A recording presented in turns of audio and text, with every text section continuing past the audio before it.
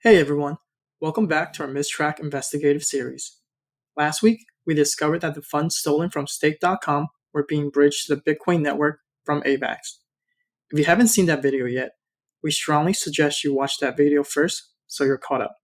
In the video, we mentioned how this incident is similar to how Lazarus Group operates, and it was also confirmed by the FBI. In this week's episode, we'll be going over how the FBI was able to determine these addresses here are associated with the hack. Picking up where we left off, last week it was discovered that the funds were sent to the Squid router. And we're going to open up this address here. We're going to scroll down to view the actual transactions. Simply click on this right here, and then open this up. So right here we can see that this address actually converted the Matic to USDC. And then if we come back here, and scroll up, we're going to go over to the AVAX network. If I click on USDC here, you're going to see the same amount that was sent from the Polygon network was actually sent here. Now, the reason we know these funds were converted into BTC, because if we click here and open up this transaction, we can see that the funds were actually swapped for BTC.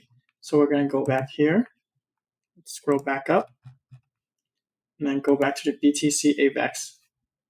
So we're now caught up to exactly where we were last week, where we know the funds were sent to the AVAX bridge to Bitcoin.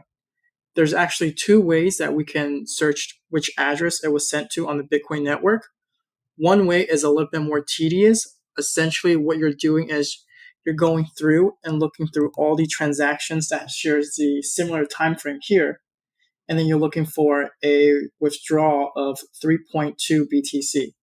Now, that can get a little bit tedious because there's a lot of transactions you have to look through. The other way to do it is through our AVAX bridge analysis. The system is very simple. All you're doing is taking the time of the transaction plus 5 minutes. This is because while the funds were sent on the AVAX network, it has to register as well on the Bitcoin network. Make sure you're following this format when you're putting in the time. There is no AM or PM, so be sure to use the 24-hour time period and then put in the amount that was deposited for this transaction. All you're doing is clicking enter. And then this is the address that the funds were sent to. Now, the next step of our investigation is to make sure that this is actually the right address. So we're going to copy this, go back to our MistTrack platform, and paste it, select the right network, click search. And then even though you see 7.46 BTC here, if we go back to the original transaction, there was actually two transactions. So this actually turns out to be the exact address, and we don't even have to look for the other transaction, because as you see, there's also two transactions of the same amount that came in. And we're going to verify if there's any more transfers. Nope, this is the last one. So it ends in PK5. We're going to go back to the FBI list, and then there's PK5 right here. So this is how we were able to find which addresses belong to the hacker after the funds have been bridged to the Bitcoin network. Now, why don't you give it a try and see if you can find the same addresses the FBI did.